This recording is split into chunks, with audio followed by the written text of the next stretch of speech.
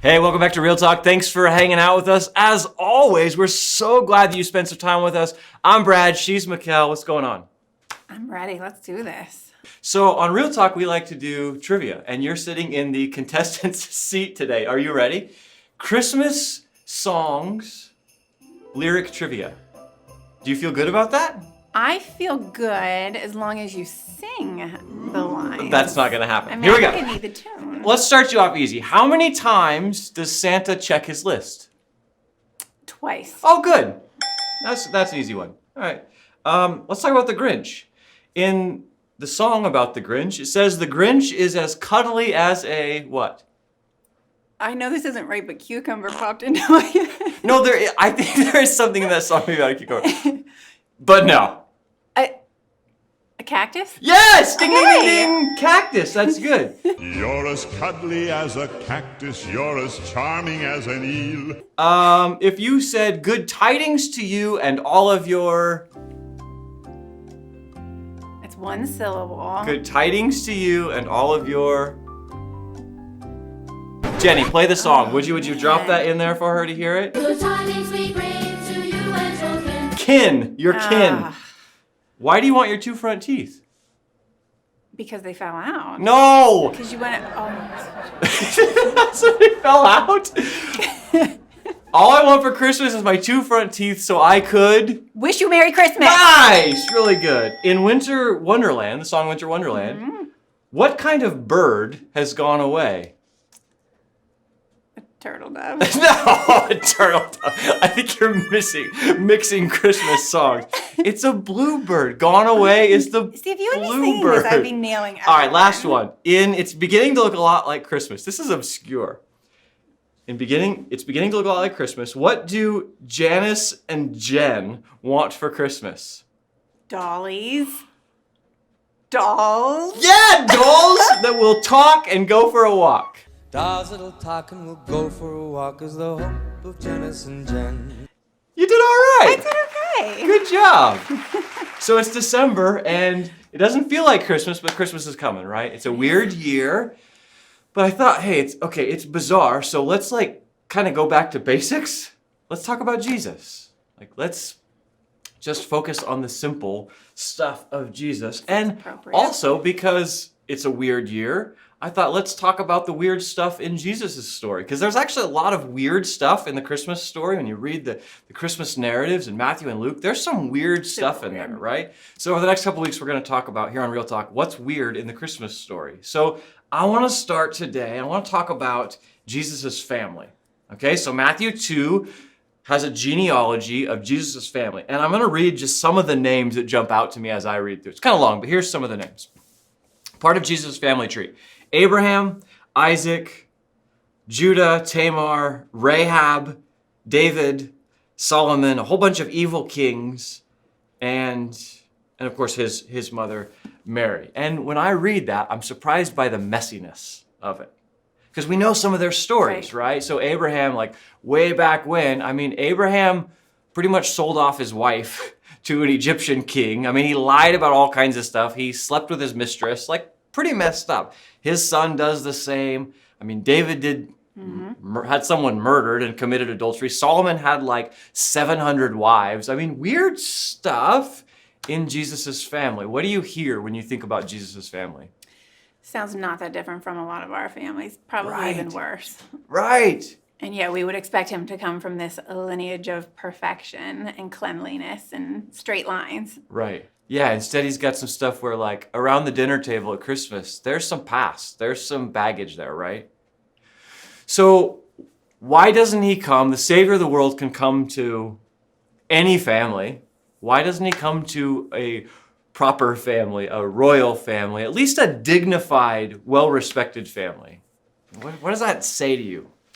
Yeah, I think it says a lot. So immediately he's much more relatable than That's true. That's good. This picture of someone who we do typically paint as perfect. He is perfect in every way, but to think of him coming from this messiness, we can all relate to that. We all have this messiness. Sure. And I think he wants that. He wants us to be able to relate to him. how else can we go to him and feel any level of comfort? How else we go to him thinking that he can relate to us at all?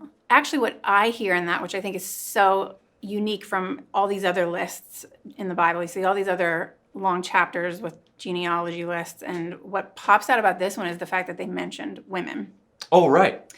which in this patriarchal society, I think is Yeah, where it's usually the should son definitely- of, the son Yep, of, the lots son of of, dads, the son lots of. of sons. Yep. You don't really hear much about the women, and so I Oh, think it'd yeah. be easy to assume that, well, these women must have been super stand-up women, like Oh, right, highly right, right. respected in society. But You do a little digging, and there's all kinds of messiness to go with the rest of the yeah. men. Like we have prostitution, we have yeah, Tamar tricks her father-in-law to make babies with him. yeah. Whoa. I mean, even look at Mary and how, Mm-hmm. like, every single one of those women that are mentioned, I'm sure were social outcasts at some Oh yeah. point in their life. Even Mary. On this side of history, here's this sweet young girl. Absolutely. But teenage mom at the time, and if she tells Pregnant everybody out of this wedlock. tells everybody, oh, it's God's baby, it's okay. Like now they're she not just sounds crazy. right. They're not buying that. So, Yeah. yeah. So even for her, like there's a lot of shame in all those instances, and actually sexual shame in all of those. Right, exactly. So add that next layer to it of, I mean, throughout history, I think it's fair to say, in those stories, women are the ones who typically feel the pain of being cast aside, have the Right. shame associated with Right. them. I feel like we see that even today. So I look at that and I think, why in the world would he mention that? He didn't have, I mean, it was weird that he even brought the women into it. Like, what is his point But there? those women in particular. Yeah. So So what to is me, his he's point? like holding up this mirror and saying, "You're important. You're still worthy. Don't like all that shame that you're being associated, that you're putting on yourself, that others are putting on you. Like I see you as worthy. I see you as important. that's I can good. still use you. I will still use you. You're still part of my story." All right. Like, okay, Rahab, who's a prostitute, could easily be written off in history as this almost meaningless person, but God goes, no, even though your story is a little messy, you're going to play a role in the Messiah. The greatest story. Oh, good point. I like that. That's really cool. It strikes me that like so many of us we go into the holidays and we're honestly stressed out about the family drama. And it kind of feels like, oh, we're not alone. Like even Jesus had family drama. Right. Even Jesus was embarrassed by grandma and grandpa or, weird uncles or whatever. That's so fascinating how relatable he is. Yeah. That's cool. One of the things that strikes me is that, it's like with COVID and even that we're going into the winter and maybe in the summer it was like, just have a different attitude in the summer. You could be outdoors and you could be active. We're going into the winter and it's going to be cold and dark. And just how messy that is, how lonely that is. And just I don't know if you're watching, maybe you're just kind of feeling lonely going into it. I think that there's something relatable about like Jesus's life was a mess too and frustrating and it wasn't clean. I don't know, there's something in that for me. Yeah, that we can go to him and look how did he live through that? What does he Yeah. model for us out of that? That I think we all have to readjust our expectations going to this Christmas. I mean, we've been doing Yeah. that for the last 10 months Yeah, now, is readjusting our expectations. So even as we approach Christmas, we have to enter into it knowing that it's going to look different from other years. So where can you realign your priorities and this now more than ever make this season really about who it's supposed to be about? And how Because it is going to be unexpected, how it plays out, right? Yeah. It is going to be somewhat unexpected. But if you think about Jesus, he was unexpected. They wanted a king. They wanted a ruler, a military man. But they got Jesus, an unexpected, yes, but beautifully unexpected. It actually worked out better, right? So maybe our Christmas isn't going to look like what we want it to look like. And maybe it's going to be messy, but it could be beautiful. Yeah. Yeah, that's cool. I had one thought just to share with you all. It's like we are going into winter, and it's sort of this dark season, and it can be lonely, and you're in your home, and you can feel shut off. So maybe it feels like a commercial, but I just want to remind you, we have a lot of resources for you here at Faith Church. We have a whole counseling department that would love to talk with you and encourage you. And we have care groups that are meeting, of course, like small groups. Yeah, and there's different ways that every small group is meeting. There's, depending on your comfort level of meeting in person or meeting in virtual, but I think Absolutely. If there's one thing that we've learned over the last 10 months is the importance of community and having that connection and going into a cold winter season and feeling like you still have the warmth of people around you. It's good. So I don't know. We look at the story, we look at the family of Jesus. For me, the takeaway is like this messiness that we live in and that we're currently living in, it's unexpected. We never saw this coming, and Christmas is coming, and we have something in our mind we want it to be. It's not going to be that, but maybe something beautiful can still happen. Absolutely. Something great can come out of it, right?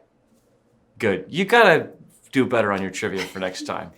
Warm up your singing pipes. That's the thing. See you next time on Real Talk.